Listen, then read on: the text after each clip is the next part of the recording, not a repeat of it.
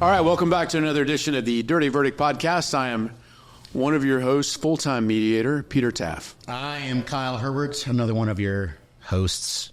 And we got Bill. Bill's back again. Yep, I'm half the lawyer Kyle Herbert is. Bill Ogden, nice to be with you. And we have a fantastic guest. Who do we have with us today, Peter? Well, we are welcoming Erin Epley, who's a lawyer here. Yeah. That's the first time we've ever clapped. I just was feeling it. No. Pete got us all riled up. Yeah, that eye contact was strong. Yeah. I heard another podcast where they clapped. I was going to do that too, so thanks for doing that. Erin is joining us today. She's a lawyer here in Houston, Texas, and we will get into some questions. Yeah. Most notably known in recent history for being part of the prosecution of the impeachment of the Attorney General, Kenneth Paxton. That's right. But obviously had a lot of interesting other experience prior to that we'll get into. So, Erin, thanks for coming on. Thank you for having me. I really appreciate it. I'm going to ask a quick question. Yeah, go ahead. Fire away, Bill. So, because when we have guests on, somebody that's way more organized than I sends out a post that says, like, hey, here's who's coming on, here's their bios. And then I Googled you. Have you ever Googled yourself? I have. It's extremely flattering. You look, I mean, if it's true, wow. Great job. Most of it's true, I guess. Yeah, I was very impressed. What are the highlights, Bill? I'm not. That's what we're here for today, Kyle. Let me enter into that. No, that's what Peter's going to ask the questions, and she answers, and we say funny commentary back and forth about it. That's the show, Kyle. I was the one that circulated your bio to everyone, so I did Google you, but I found your bio on the first hit, so I didn't go deeper. But I do remember at the time of the impeachment trial, we were obviously very interested in it and watching it. And I do remember when you came on the scene, it was pretty universal that, wow, that lawyer is very impressive. And so were those kind of what you were saying? Yeah, we have a group text, and we were all watching it, and you came on, and there was a general consensus of, like, I don't want to be on the wrong side of her, like, at all. So, well done. Thank you. I'm incredibly flattered. I love what I do for a living, but to get any kind of credit from trial attorneys you respect and admire is profoundly humbling. And I don't mean that cheesy. I mean, it's been the most, outside of the Paxton trial itself, the most rewarding part of this. Just for clarity for the audience, she's talking about us and Peter, Kyle. Yeah. Thank you. Okay. So you are one of the few guests we've had on who, when we invited, had some idea that the podcast existed. That's right. So why don't you walk us through your personal journey to discovering and enjoying the Dirty Verdict podcast? I mean, I sue on the reg. I actually pretty regularly. I teach trial advocacy at the University of Houston. And I was teaching last semester, and Ajay Qatar was sitting next to me and said, hey, I watched the Dirty Verdict last night, or I heard the Dirty Verdict last night, and you were mentioned. And no offense, but I didn't know what that was. So I said, these words don't make sense together. Can you help me? And he did. And so I went to watch that episode, really enjoyed it, and then realized you guys had on a lot of people I like and have known historically. Mark Metzger was probably my favorite episode. I can say that because I told him. He was my favorite, too, mainly just because he put his fingers in my mouth. Near your mouth. Right. I'm just, no other guests have, but the episode's still early. We're going to get the taser out, Bill. He was good, and many others. So obviously, many others. We are all. I was a civil litigator. They are civil litigators. We don't know that much about criminal, except Kyle will tell us about his stint. God, please don't. Monitoring R. Kelly alleged sex videos at the DA's office. Yeah, very important stuff. Did somebody order a barista? Because it's about to get dark in here. I have a tendency to tell the same stories over and over. Most people find it endearing.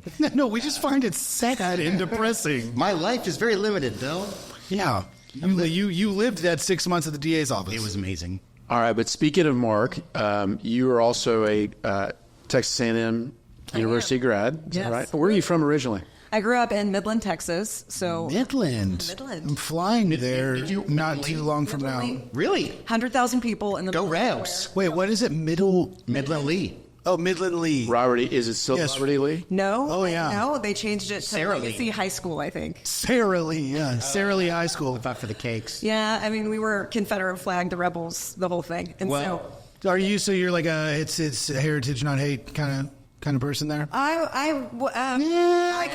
That's a trap question. I was fine with it. You don't even have to answer it. I didn't want them to have to rebrand, so I'm glad they kept it LHS, you know? So were you friends with Cedric Benson? I knew Cedric. He was younger than me. Yeah. Really?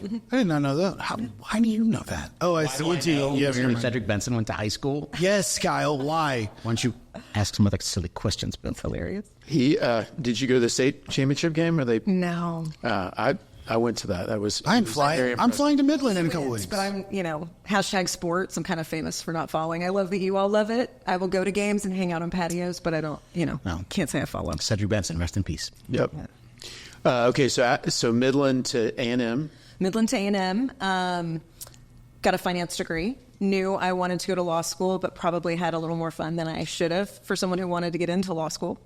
Wait, you had fun at A&M? I did. Oh, I did. okay. College Station has fun. Had a lot. I can't believe Kyle let me jump on him. That's his line. You guys have painted me in this square about hating on Baylor. There's nothing square about you, Kyle. I can hate on A&M too if you want me to. I mean, I can branch out, I can endorse. Wait, well, hey, let's save it until next year because I believe next year we get the A&M Texas football game back. Oh, hey, that's right. Yeah. Something I do know about sports. There you go. And I like sports, and she doesn't care. my unofficial and self-anointed godson is hopefully going to be playing for the University of Texas secondary. It's Peter's son, so. Yeah, very nice. I've taken him in as my own. Somebody's got to raise him, right? Yeah, for sure. So A&M, and then you did something before law school. I did. So I came to Houston. Traded energy for Duke when they still had a speculative trading group, which was fantastic. But Enron had crashed, huge, massive layoffs. Used that severance package to study for my LSAT. Took a job selling commercial real estate software, kind of like Westlaw, but for commercial real estate. Huh. Ended up lucrative, so I stayed an extra year and then went to U of H for law school. Got it. Good. Okay. What was your degree in at A&M? Finance. Okay, smart degree. Oh, well, I mean, I knew I didn't want to spread financials. Kyle's a poultry science guy over there. Poultry science all the way. Got the glasses and everything. So you knew, dating back to high school, that you wanted to go to law school? I knew young. My grandfather was a lawyer, and he went to South Texas here, moved out to Midland, did oil and gas, and then ended up doing some criminal defense. And I think I feel lucky, but I knew at like 12 or 13 that I wanted to be a lawyer and only a trial attorney, and thankfully still wanted it once I got it. Did you have any interest at any point in moving back to West Texas? No. I love Midland. I'm on a text string now with 12 friends whose families have all moved away. From, billionaire to stay-at-home mom. They are phenomenal people, but I don't want to live there. Not anymore. I know one or two lawyers whose practices are in Midland, but they also have houses in Austin and Dude, we call them homesteads. Yeah, I mean, it's beautiful. West Texas sunsets are amazing. The people are phenomenal, but I like living in a big city. Yeah. Yeah. Okay. So U of H Law School. Yes. And excellent choice, by the way. I mean, it's okay. It does have the second best advocacy program in the city. Yeah, if you take them and the second, third, fourth, and fifth place of overall trophies in mock trial and combine them, they almost have as much as the South Texas College of Law Houston. You know what they say? South Texas is the Harvard of downtown Houston. Yeah, greater. I like to say the greater Houston metropolitan area. Sure. I feel like I should jump in defense of U of H, but you guys are too entertaining, so I'm going to leave it alone. We've had several people that have done mock trial at U of H on the show. I got approached by a guy, Sammy, was like, "Hey, I got a friend. Would you be interested in coaching there?" I was like, "No, I coach and teach at South Texas College of Law." So you like a free agent mock trial coach? No. Well, so COVID hit, and I got super busy. 2019 was ITC, TPC. We had all these plant explosions. I got co-lead on all of them, so I had all this business at the same time, and I was like, "Hey, I can't do it anymore." So I guess kind of a free agent. I'm like an RG3, just rolling around doing commentary. John, good. Well. Oh, that's a bad example. Tim Tebow. I don't want to bring Waco in a good way. U of H Law Advocacy Program now has Erin Epley, so we're on the up. All right, well, it looks like I'm going to dust off my advocacy coaching skills and go back to South Texas. Oh, no. Little rivalry. Yeah, do Continued. it. Do it. So, funny part about a rivalry between South Texas and U of H, when I was there, I had the privilege of being partners with Chris Rotfelder, who was a Caucasian version of Barack Obama. Just a captivating speaker at the time. And I was always number 2, which I hated. And we had this one team from U of H, and the young man's name was Hunter Klein. And I actually got to bump back into him and go out to dinner with him a couple of times in the last 6 months. And I didn't remember that the female partner that he had was his now wife. And she remembered everything that I said, and I was an asshole. And I had to apologize. Like I said, I was like, hey, I just want to apologize for everything. And they're like, yeah, you were an asshole. I was like, okay, fair. But yeah, U of H, U of H holds, they were still holding the grudge. South Texas, we forgot about it. I would like to do an episode with my former mock trial coaches and maybe your. My mock trial coaches are Daniel Duco, Mike Seeley, and Court Akers. So I've got... It's a fantastic trifecta. It's a great... I'll put them up against anyone. Mark Murray and Hunter Barrow. Mark Murray taught me how to do closing arguments. He did the presentation, and he just goes, it's like a drag race. You just want to be fast and loud. So that was all of it. That was the entire presentation. Hunter Barrow played free safety, I think, at Baylor in college. Is he still at Thompson Knight? I think he is. And the only thing he taught me how to do is how to dodge the 5-inch 3-ring minders. Yeah, if he threw a... Chuck him at me. Yeah. So I became very agile, like a cat. Kyle's quick in small spaces. Okay, I do have to say this is the same for me. I speak fast. I've always spoken fast. I cannot help it. And my mock trial coach would hurl highlighters at me routinely. Pens, highlighters. I used to speak with a pen in my hand, like Bill Clinton. Yeah, I don't think you can call it that anymore. My mock trial partner knew that if I started going too fast, he would grab his pen and start doing this. Stop. And I was like Pavlov dogs, inspired to go slower. It's good. Okay, there you go. Actually, hand me one of those. I'm going to need one for Kyle later today. So did you know you wanted to do criminal law all along? No, I thought I would be one of you guys. I had every intention of going to law school, learning how to be a trial attorney, and doing commercial litigation, or I don't know, using my degree. I didn't know much, right? I didn't really. A finance degree to do. And so I think I was about 2 weeks in, and I look over. And a dear friend of mine, Chris Morton, has this stack of paper like this. And I said, what is that? It's the mock trial packet. I get excited. He's like, Erin, this has been out for like a week. The trials are tomorrow. And I get dejected. And he was like, nope, that's not going to happen. You're going to drive up to Atascocita tomorrow. You're going to pick up this packet. I'll have made you a copy. You'll read it and figure it out and convince Jackie Hewlett to give you a spot. And I'm like, what? And so I did and got really lucky. And from probably a week after that, knew I wanted to be a state prosecutor and nothing else. Really? Because of the amount of time you're in actual trial? Because of actual trials, because of the fact patterns I was reading. I don't know. Something clicked for me, and it just never... I 100% wanted to do the same thing. Well, I wanted to be a prosecutor for Harris County. Fortunately, I didn't even get in the front. I didn't get a foot in the door. So I was actually an intern there. Oh, here it comes. It was the only time. Oh, he loved it. I loved it. No. What'd you do there, Kyle? It was just great. Watch any movies? Bill, to answer your question, watch episodes 1, 4, 17, 18, 19. To hear the full story of my time at the DA's office. Okay. Kyle watched a lot of child porn. Yeah. Oh. So, Erin... and that's why he looks the way he does. Straight out of U of H Law, where did you go? I was lucky enough to earn a spot as a pre-commit at Harris County. I already had a mortgage. Was engaged, headed towards being married. I couldn't not have a salary. And so, anyway, I got very lucky, and I got the spot, and then stayed for about 9.5 years. How? What years were those? I got there in 2007 as an intern, 8 as a lawyer, and stayed until 16. Oh, okay. So you know Sarah Ciani. I do. Yeah. Sarah and I are contemporaries. So her and Mike together were my coaches, and she's the most terrifying human I've ever met. She is. She's also an exceptional lawyer. Oh, I've seen her live. In law school, I went and watched her for recreational purposes, just destroy people on the stand. Sarah is a prosecutor. I think she's still there. She still is. I think she runs the homicide team. So all of the murders in Harris County, I could be wrong, but I think that's correct. She is lethal. So did you focus on a particular kind of case at the DA's office? I know that they start you out like doing misdemeanor 3 or 2s. Like chop them up murders. Right. I think until you're in about 4 years, you just stay in the trial bureau. I did about a year in assault family violence. I did a year and change maybe in public integrity. What is that's cops. Okay. Oh, that would be a good one. Right, it's prosecuting. Police officers mostly went to our civil rights group, so ours were public employees or elected officials who broke the law. And then I did about a year in child abuse. So I didn't have to do your videos. Speaking of, we just had I think Sylvester Turner, one of his generals, just pled guilty to taking bribes while in office. I just saw that a couple days ago. Is it a federal case? Yeah, it was a federal prosecution. What's the point of holding public office if you can't That's what they said, but apparently did not buy that defense. What are they, Quakers? Friendswood, you tell us. You're from Friendswood. So what, 9 years at the DA's office? 9.5 at the DA's office. And then I started entertaining a job at the feds.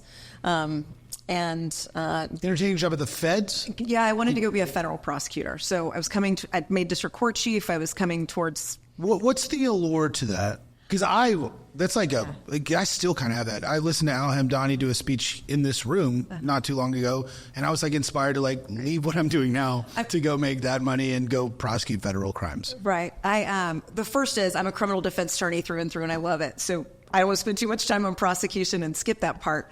But all of this experience helped get me there. And I think the answer to your question is there is maybe nothing cooler than saying Erin Epley for the United States. I agree. It's a cool thing, right?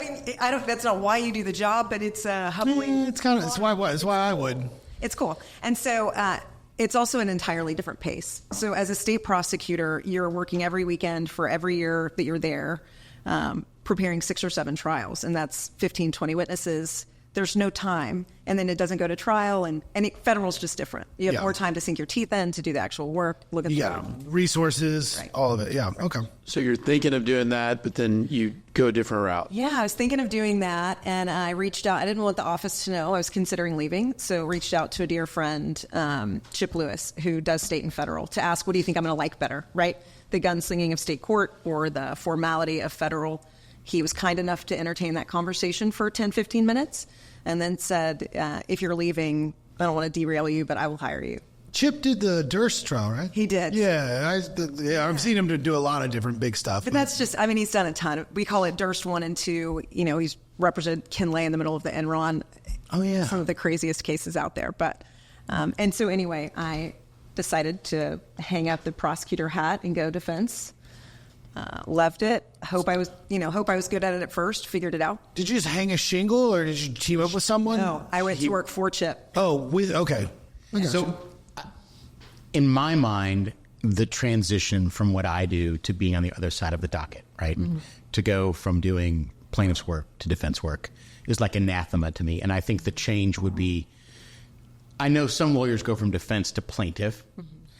Very few do it successfully. I don't know anybody that goes from plaintiff to defense. I know a couple. Is it a similar? Well, I suppose they're all younger. Right. If you failed terribly at being a plaintiff's lawyer, I suppose you're only left with one of them. If you fail at a defense lawyer, you're damn sure not going to survive on our side. Right. So is it a similar transition from prosecution to criminal defense, or is it just like a different side of the same coin? I think it depends on who you ask, but for most of us, it's a different side of the same coin. Ultimately, if you had tried to convince me I was going to be a defense attorney in my first 8 years, I would say I respect defense and I see the world in shades of gray and I understand what you're saying, but I cannot do that job. Huh. And then eventually I think you get to the place where you realize, but for talented, competent defense lawyers, this system doesn't work. The easiest it is to be a prosecutor is when the defense attorney is strong.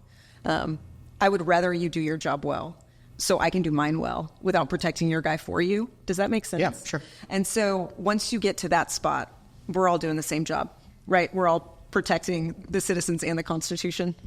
And then it becomes easier to switch, I think. When you asked Bill why he wanted to be a federal prosecutor, he also meant that. Mine was just purely for the fame and narcissism. He likes the wigs that he believes they wear in federal. I need one. It's getting there, Pete. Thanks for calling me out. We haven't cleared that up for him yet. He still thinks a little bit of a barrister. Call me old-fashioned.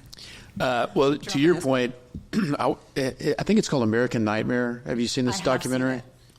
I highly recommend it. It's fantastic. It's about a fiancé was kidnapped and assaulted by a crazy person. Okay. And the police in the local town in California immediately thought it was the other fiancé, the guy, husband, or to-be husband. Locked in on him. He's like totally innocent, but should we give your people a spoiler alert? Yeah. Well, it's interesting. So the cops look really, and local look really bad because they just locked in on their theory and didn't look at the poor guy because he's just telling the truth. Yeah. Meanwhile, there's the actual person is out there, and she's actually kidnapped. He held her captive. So they're screwing around, got their eyes on this guy.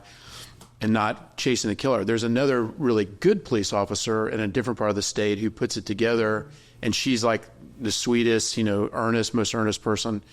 And they ultimately find. And then and we won't ruin the ending for you. Yeah, well, yeah, and then everyone watch. But it's called noise pollution. If you don't value what criminal defense lawyers do after watching that, then you will after watching that. I have a first edition on my bookshelf in my office of Gideon's Trumpet, and that is why I respect criminal defense lawyers. What's Gideon's Trumpet about? Gideon he wrote in hand on a legal pad his writ. Yeah, his writ and that's where the United States Supreme Court developed the right to counsel. And so, yeah, Gideon's Trumpet is the book. Gideon is the defendant in that case. Cool. So, didn't go into criminal law. I've tried to trade Court Acres for his first edition of Seeley's on Torts, but he won't do it because it was his grandpa's. All right. But despite all that, you did ultimately attain the dream of being a federal prosecutor? So I'd been in defense for about 2.5 years. And by then, Ryan Patrick had taken over the U.S. Attorney's Office here in Houston. Being a defense attorney was no longer out the gate going to preclude me from being a federal prosecutor. And so the itch came back. And I think part of the beauty of being divorced is I don't have to ask permission to take a 2/3 pay cut. And so I went to Chip and was teary-eyed and said, I'm not running from something, it's to something, but I've wanted to do this forever, and I need to see if I can. And he gave me his blessing and, was willing to help me do it. And so I became a federal prosecutor in 2018 and stayed until March of this year. Was it all in the Southern District? Yes. What'd you think of Rhino? I actually am a big fan of Ryan. Really? Ryan Patrick. I've heard, I know his name. He's always tied to his dad. Right. But I don't really have heard anybody other than you give an opinion on him as an actual lawyer. As a human, he's a quality, caring individual. He was good for morale at the office. Good. He gave people a lot of autonomy. And I don't need to go run roughshod. I mean, if you believe in the case, take it. If you don't. And that's good enough for me. Yeah. And so... isn't that sad? I know. He's like, you're like bare minimum, good enough for me. Right. So did you... That's not what I mean at all. But... People can go hard charge, but also no one's going to force an agenda at you. Maybe that's my point. Right. It's not go find places to fill this void. It was, if it's righteous, do it. If it's not, I'm not going to force you into that space. Yeah, I wasn't trying to discount. I was just saying in our profession, I frequently find myself in an area where I'm like, oh man, this is so great. The judge is fair. It's like, I just want bare minimum here. That it happens a lot. No, you're right. Did you work much at all with friend of the show, Al Hamdani? Yes. Well, I guess the short is yes, meaning I would see him in court.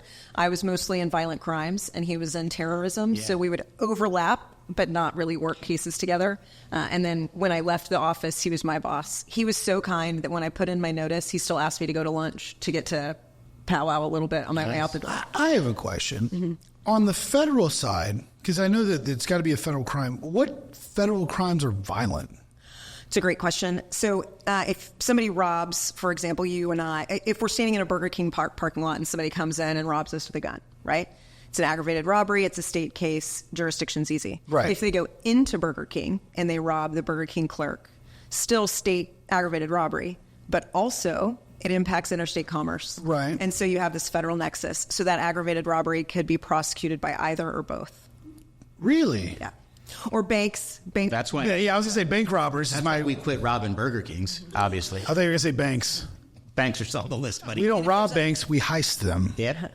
We're like Danny Ocean. I watched all those NCISs, and I'm always interested how they have the nexus with, why is the Navy involved in this? And, of course, they always tell you, well, of course, we have jurisdiction because he thought about joining the Navy one day. And in case any of our listeners are wondering, the reason why Pete always brings a black light, he's a big fan of CSI. Yeah. And the Village People, whether they have that guy in the Navy. That's a good point. Peter. Also the Village People. Blacklight, Peter, Village People, CSI. Was there a Navy guy in the Village People? There is now. The show notes for this are going to be weird. The fifth YMCA member. Yeah, everybody looks good in all white. Yeah. This has his white uniforms. Okay, so you did that, and you said until March of 23? March of 23. All right, so that brings us to one of the hot topics. Yeah. Yeah, less than a year. So you first splashed on the screen on TVs and monitors across the state as the Ken Paxton impeachment was going on. How did you got involved in that earlier with the House Investigative Committee? Is that right? Yes. And so how did that come about? I had put in my notice at DOJ in the middle of February. I was very happy with them. They were happy with me. And so I said, I'll give you 2 weeks, 4 weeks, 6 weeks. What do you want? And we agreed 30 days. And so on the backside of that, I texted some girlfriends, just people in the industry, really just chat, not business, stepping out on my own. My last day is in 30 days. So that makes its way. And then I get a phone call that says, hey, Erin, I understand you're leaving the feds. What's your last day? And I answer, and then it was, we have a large project in Austin. I think that you would be great for it. It's going to require a lot of travel back and forth and a lot of work through May. And I said, I can't. I thought it was bond reform. They couldn't tell me, and I didn't ask. He just said Austin. Right. Interested? Austin, a lot of work, da-da-da. And I very politely said, thank you for thinking of me. No, right? I'm hanging out my own shingle. I've done my civil service. I want to go build a practice and make money. There was some pushback in a respectful way, but the answer was no. And about 3 weeks later, I got a phone call back that said, we need someone who's not super political one way or the other. And I have signs and the Republican and Democrat in my yard every year. Which Republicans? Win? No, I'm just kidding. We're not going to do that. I know. I was like, he didn't win. Where's the shot? Where's the shot? Where's the shot? She means Beto. Right. Well, his too. But so the short was, we need someone with public integrity experience. No one perfectly fits the bill. You were a good fit for this. We've had some declines, or people don't fit for various reasons. Would you reconsider and come to Austin to interview? And I said, for a job I don't want. I'm not, thank you, but no. And then we had a more candid conversation. Who was this with? It was with the chairman and vice chairman of the General Investigative Committee. And so... Had you ever talked to him before? I had talked to the vice chair before. It was someone I knew from Harris County. Okay. All of that to say, by the time I end up on the phone, I really want to emphasize, no one says the word impeachment. It's, you have public integrity experience, the settlement has been made, the Texas legislature is being asked to fund it. We don't know if there's a there. Will you look? And I don't want to go too far because I assume most of your listeners are lawyers, but the short is, I need to do a massive investigation in 2 months that is different than anything else I've done. If anyone can do it, I suppose maybe I can figure it out, but how? You have some imposter syndrome. And then the question is, to what end, right? I don't want you to walk me out on a plank. I'm not a shill for either party. And what if I do everything that proves this is right and you guys don't fund or nothing happens? And so there's some very honest conversations. And again, just look at the there. There's not a goal being provided. And ultimately, I did some Googling. I considered my very Tea Party family and what they were going to think of me once they figured out what I was up to. Been there. Tea Party. That's so 1996. I wouldn't even call them that. Yeah, you mean the Freedom Caucus. And so then I called back and said, well, I also called Chip and said, I've been offered a job in theory that I cannot tell you about, and I don't think it's going to hurt either of us long term, but maybe short term. And I would very much like to do it. And I know you've taken on extra business because of me. If you tell me no, I will say no. And he said, I trust you, go forth and prosper. He's been a fantastic friend and mentor. And so I called back and said, apparently I'm a sucker. If you offer me the job, I will take it. And did you have you have a pretty good idea what it was? No. I mean, by that point... Well, what did you think it was? I knew it was the legislature. This isn't canned. This is true. I knew it was the legislature asking us to look at Ken Paxton in regards to the whistleblowers and whether or not there's a there from criminal activity or unethical behavior. And then I looked at the General Investigative Committee, that portion of the statute. And impeachment is listed there. So it would be disingenuous to say I didn't understand that was possible. But it was not the goal when we began. When you walk... Oh, go ahead. I was going to say, fast forward to January 24, apparently there is something there, at least according to... The House. Ken Paxton's own... The House and all of their Republican primary opponents. Yeah. No, Ken Paxton, of course, came out and basically... Oh, yeah. Didn't even follow general denial, just whatever the opposite of a general denial is. Maybe. Yeah. I might have to punt this back to you guys and have you help educate me, but to build on what Peter said. So Ken Paxton puts forth this filing that spends 99% of the verbiage saying, I didn't do it. I need my voters to know I didn't do it. I swear I didn't do it. I didn't do it. But I contest 0 facts. I contest 0 damages. Whatever you guys say it is, it is. Please, for the love of God, do not make me go under oath and answer questions on a deposition. And so, Yeah. in a criminal court, Red lights. Ding, ding, ding, ding, ding. in a criminal court, it's, are you pleading guilty because you are guilty and for no other reason? And I know civilly it's different.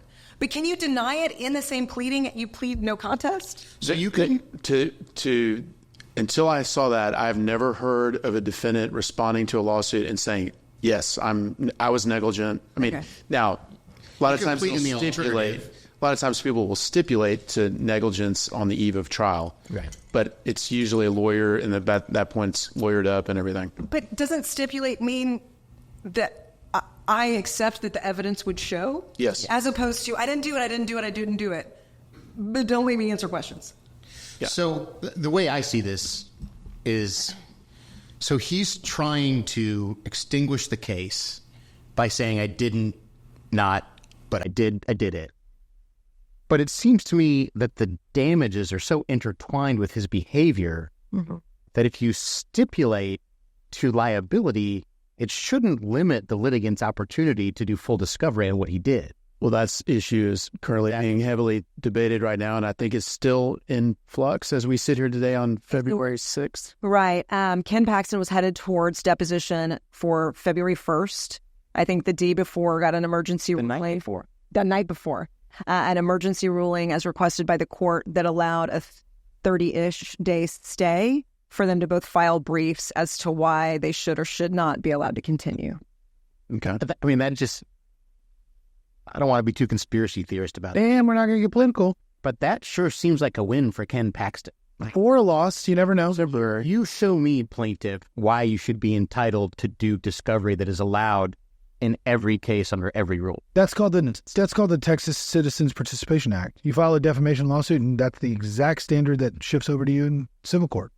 But it's not, it sucks. So, can you help me? I'm a criminal lawyer. What does that mean? Oh, so if you file If this is. no, but it's this. It's not uncommon, is what I was trying to say. Well, it is. Or if you file a 202 and they object, a Rule 202 deposition, which is a deposition before you file the lawsuit to do investigation Right. Into the lawsuit. Yeah, there's burdens there, and if they object, there's some tough burdens you got to pull. That's been filed. Yeah. And they're settled, and then unsettled, and then admitted to liability. Like the idea that he should not have to give testimony kind of blows my mind. Well, it's not over. She just said it was a stay and for 30 days for it to be brief. So we'll find out at the end of March or end of February. I think what Peter, I'm making this up, but I think it's like February 28th or something. I think what Aaron's trying to say, Kyle, is that you're never going to be the attorney for the state of Texas. Texas be deposed, Mr. Paxton. You're not going to be the attorney general for the state of Texas. Okay, so I'll vote for you. Thank you. I would vote for you only just because I love carnage. Well, how would Mr. Paxton, if you're out there, would love to have you on the show. And we've had Kenny P, come on. I've been texting you this whole time. bringing you away from North Dakota. So, Aaron, we've had on Tony Busby twice, Anthony Oso once. Michael Wynn had a small role in it. I think Ken Shaver, on the state side, he's been on. Dan's going to come on. It is committing Dan now on the record to coming on. Dirt Bike Dan. But you're the first on the prosecution side that we've had. Nice. So we appreciate that perspective. Of course, so we it's almost like a trial where we've already the plaintiff's lawyer came in and just threw the whole case out there and unrebutted. So this is a good chance to have a rebuttal. Well, thank you for the chance. I do have a question. When you realize what you've volunteered for, Right. and you walk in the room and you see who your colleagues are for this, Right. what's going through your mind? I mean, I can't stop smiling, and I don't ever want to reduce this to a personal glory moment, but that's phenomenal. No, you made it at that. If you're in that room, you made it. I have and from both sides, I have so much respect for the lawyers and their skill sets and the gravitas that they bring to an event, and to have something that was this important be tried by people of that skill set and magnitude was huge. And so to have been the lead investigator was an honor.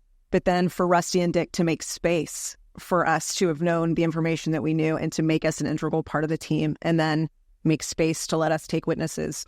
All of it was phenomenal. Yeah. And I don't mean that we didn't earn it once doing it, but you're an unknown until you're allowed to do it. And that's pretty incredible. Do you appreciate that from Peter, Kyle, and I's perspective, and pretty much every other lawyer that isn't in the room with you at the Capitol, is that we look at you on that level? Wow. Like we don't look at you and like, oh, she's so lucky to be there. We're like, wow, she's a killer. Thank you. Yeah, but Yeah. So just in sequencing, so you're the investigator, and you spend how many weeks are doing the investigation? Fast. My last day at DOJ was March 17th. So the 20th, I get a badge and documents and I'm able to jump in. May 24th or 25th, whatever that Wednesday was the hearing. And so needed to be complete and packaged by that time. Anecdotally, I want to point out that the drunk Dade thing broke the day before the hearing, and only because Ken Paxton was already at the Capitol asking people if he was being investigated. Dade is sober on video before and after that clip. It's telling the damage I think he understood was coming. And then we do the hearing. I frankly had told them I was going to quit after the hearing, after the House vote. So I stay the week. Why were you going to quit after the House vote? Because I needed to get back to my career and go build my stuff. And so you spent 2.5 months doing this? 2.5 months. Probably long days. Oh, y'all. I mean, was it in Austin or were you able to do it remote? Most of the work was remote, back and forth for interviews pretty often. I don't know that I should say this. I'm a fairly social person, right? I do something fun with friends probably 3 or 4 nights a week. Maybe it's the gym, maybe it's wine on a patio. Between March and September, I think I went to dinner 5 times. I had a cowboy pool. Do y'all know what this is? Okay, so it's an 8-foot diameter stock tank pool. Yeah. Oh, I know what a cowboy pool is. Yeah. And I didn't know that's what they were called. It's a shower. He just has a stock tank, rainwater. And I have a cowboy pool. In-out filter to actually move the water and keep it aerated. I had a deck built, and I would work 7 days a week for months. And I'm smiling as I say it. It was awesome. But an answer, I don't even know what your question was now, other than how much we worked. No, you didn't need one. We didn't need one. And then you present the facts to the investigative committee, and then they do their thing, and then you think you're done. Yes. So they being the General Investigative Committee, take the hearing notes and the transcript. They put it together for the Texas House, field questions, and move forward to the Texas House vote. There's been a lot of argument that people weren't under oath. They're not required to be if we analyze it to a grand jury. I've been in criminal law 16 years, and I've put a witness into grand jury 0 times. Point is, they follow the rules. The House follows the rules. The House steps out on a limb, does the right thing for the right reasons, and impeaches Ken Paxton. And then I thought I was going to leave. Okay, but you then got asked to join the actual... And who makes that call to you? No, I had been very clear that after the House vote, yay or nay, I've got to return to my life. And you're going back to go work with Chip? Yes. So at this point, I've hung out my own shingle, and I have my LLC, and I do I work in Chip's office, or I have a space in his office, and we do a lot of stuff together. And I've made huge obligations. This isn't about me, so I'll go fast. The short is, I then called Ann and Andy and said, I understand. Ann Johnson and Andrew Murr, the chairman and vice chairman. I love Andrew Murr. I am such a fan. He's just a captivating speaker. Politics aside, he's great. He's this orator that I Yes, I agree. Mm-hmm. Most people know him for his mustache. I agree. That's probably 90% of it. But. Yeah, the West Texas in me stepped in the first day and thought, oh, yeah, we're going to be friends. Yeah. You know? So I leave, and I called and said, I know I've been clear that I had to get back to my life, and I know that you have brought people in to do this, and so I don't know if there's space for me, but if there is, I can't hand over the baby. I would like to stay.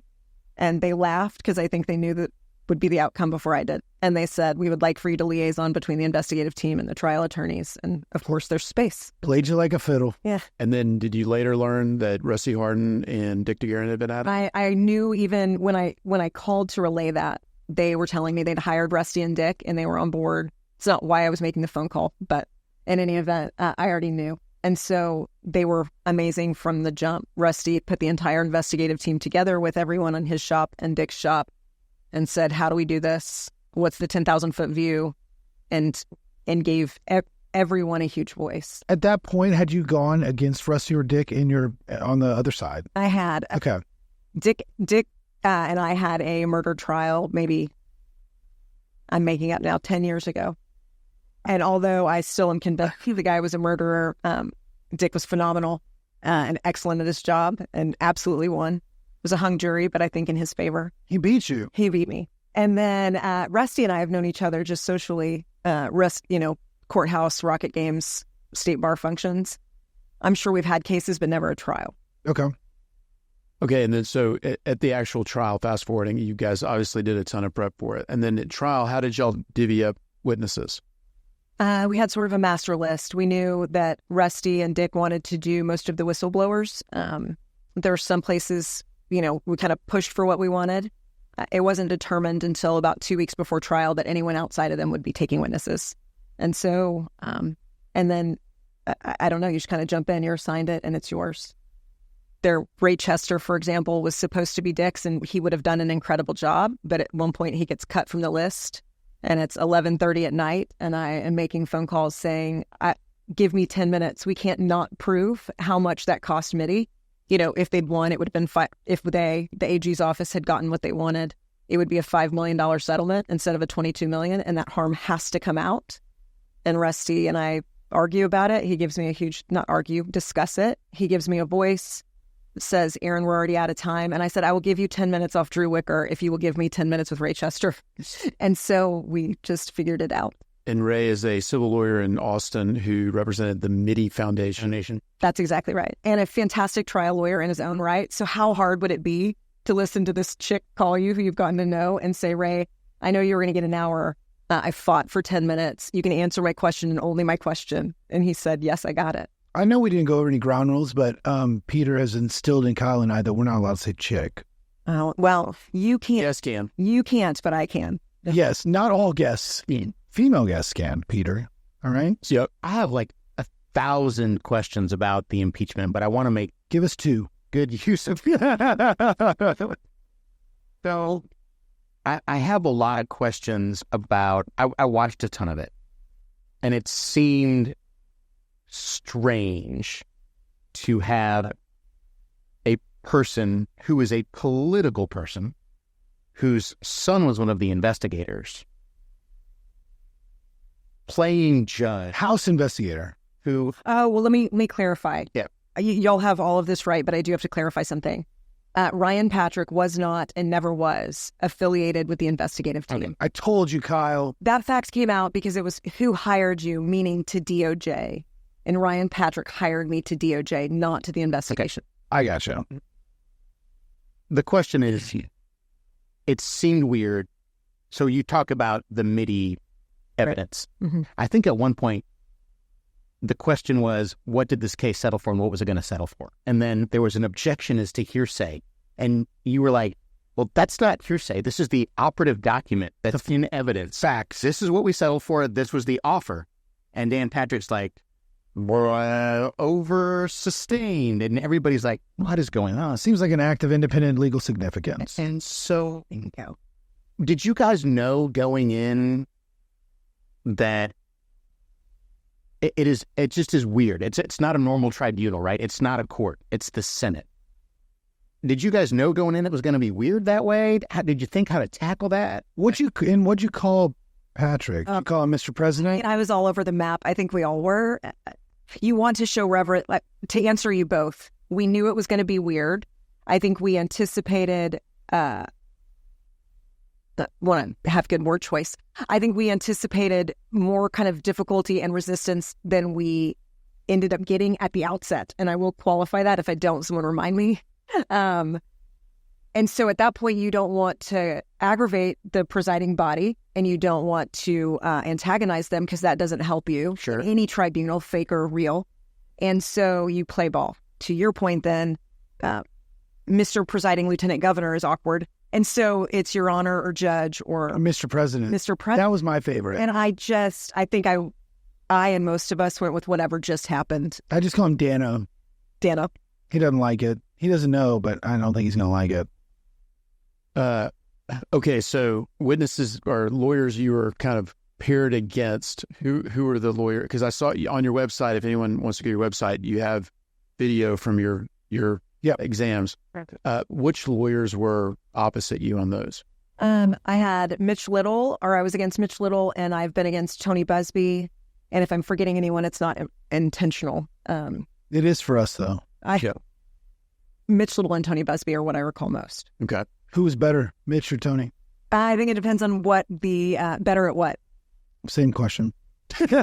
Just kidding. Both. Hey, so he was my objecting. Is what one thing. Most objections he's ever lodged in his life by 10. Yeah. They're both phenomenal advocates. I thought Mitch Little was I'm a rule of evidence nerd. It was drilled into me in law school and in trial advocacy. It is also this great equalizer, right? If I know my case and the rules, this is my house, and I don't have to be concerned about your pedigree. And so Mitch Little was phenomenal at that. I'm not saying he was always right, but you could tell he understood it, which I respected madly, or a lot.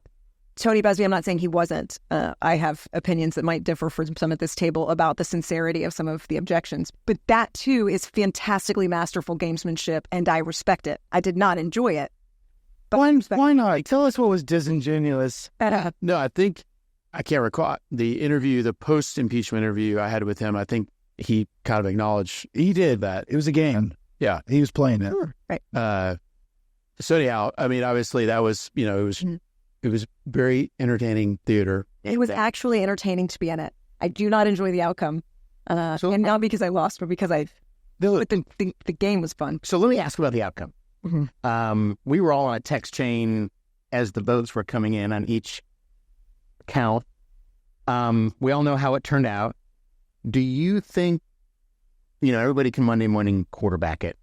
Would you, looking back on it, what would you do different? Or do you think, that cake was baked before you walked in? A lot of people think that the jurors, you're not getting a regular jury pool. You got people that have pretty vested interest in this outcome. Is there something you would do different? Do you think it was baked that way before you showed up? What are your thoughts? In your opinion, for defamation purposes? Yeah, in my opinion, there you go. I don't think anything would have changed the outcome. But I would like to clarify a couple of things. Yeah, please. I am as competitive as they come. Sure. But this isn't, for me, sour grapes. We lost. I accept that we lost. This isn't me trying to relitigate anything.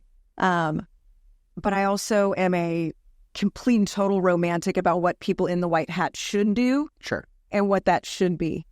And so I think I would say this. At no point in the process until halfway through the trial did I even anticipate getting a fair trial.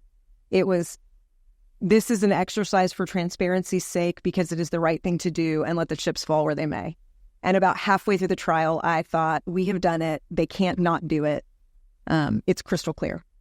And then to your point, you're watching the verdict come in and we all have this form and you're checking the articles, and I'm not cynical, but I am a realist through and through. And the first article, and wherever those numbers shake out. Yeah. 26 to whenever. I lean back in my chair and never picked up a pen. Right. Yeah, right. To me, I know what's happening. Yeah. And so I'm staring at the whistleblowers and I'm looking at Dan Patrick, and I make eye contact with Angela Paxton, who, not challenging, just taking the moment. Senator Paxton. Until the conclusion. And if Dan Patrick had not given his speech, I think I would have spent the next 3 weeks or 30 years wondering what we could have done differently.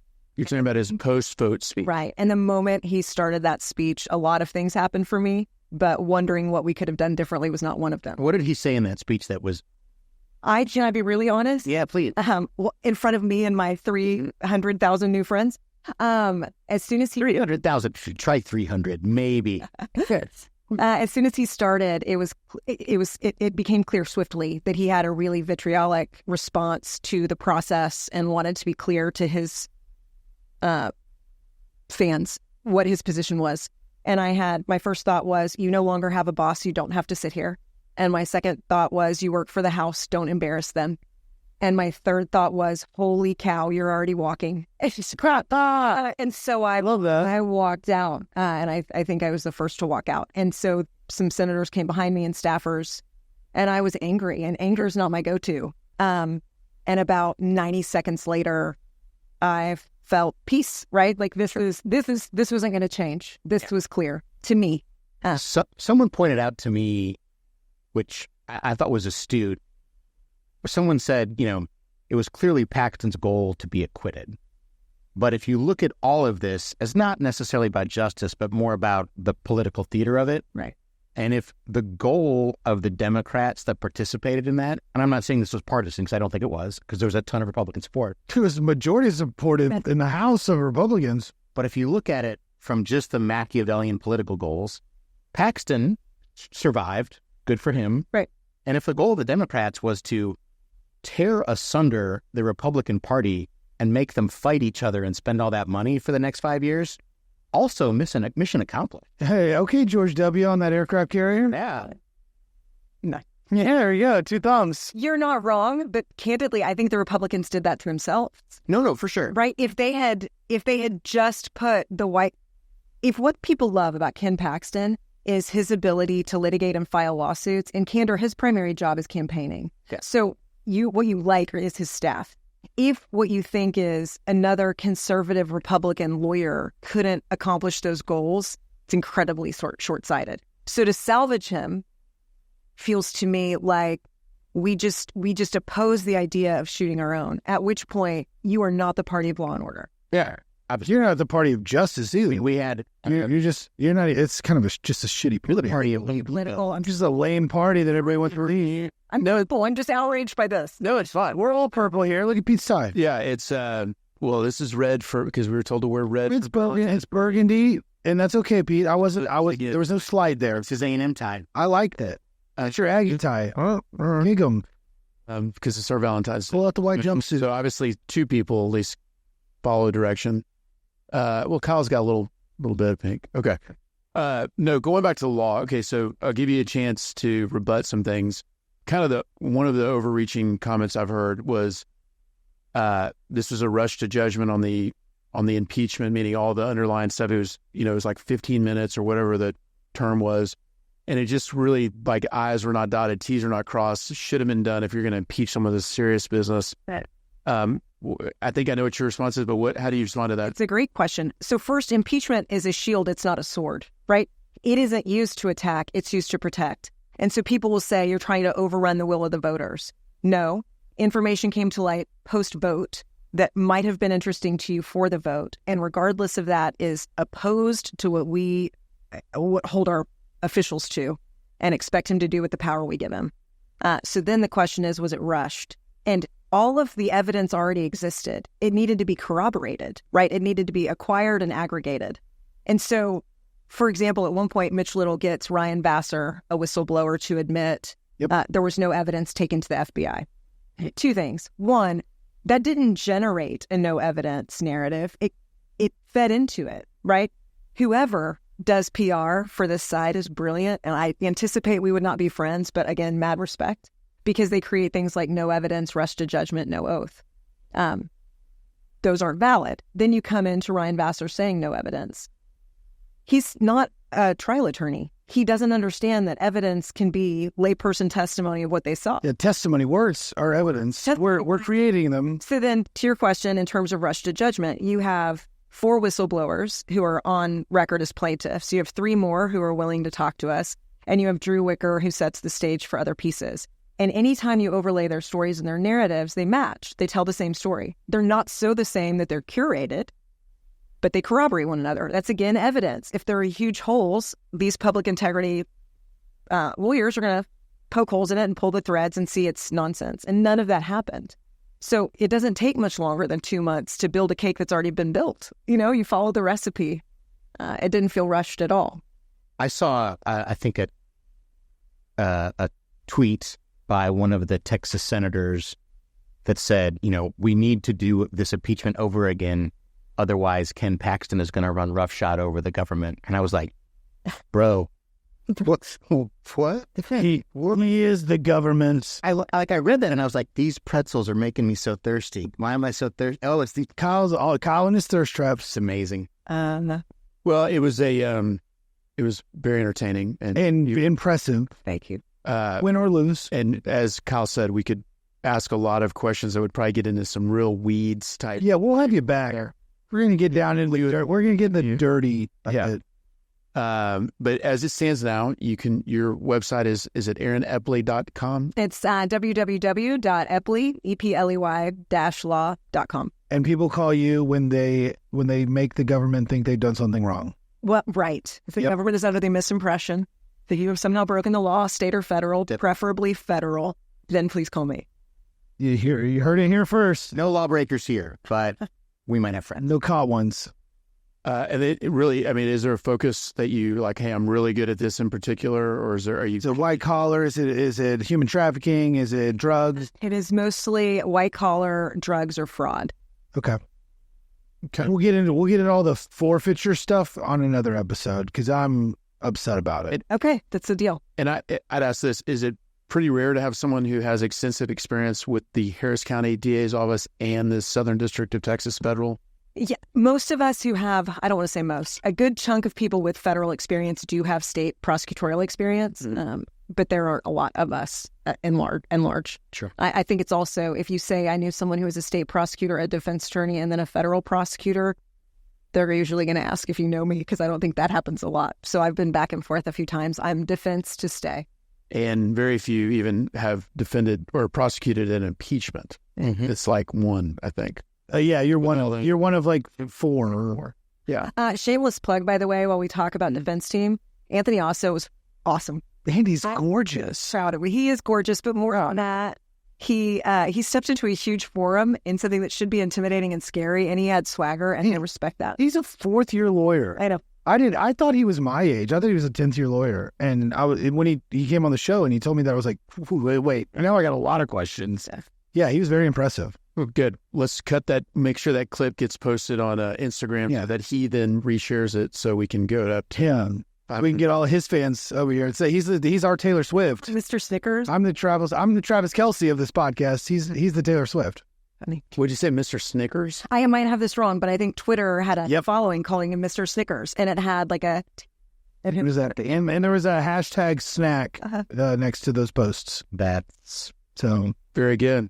Wrap us up. Thank you so much. Thank you. This is awesome. Words. All right, we'll close this edition of the Dirty Ritter Podcast. Follow us on YouTube, Instagram, Spotify, Apple, TikTok, all the good places. Nailed it, Pete. I'm finally glad you memorized this.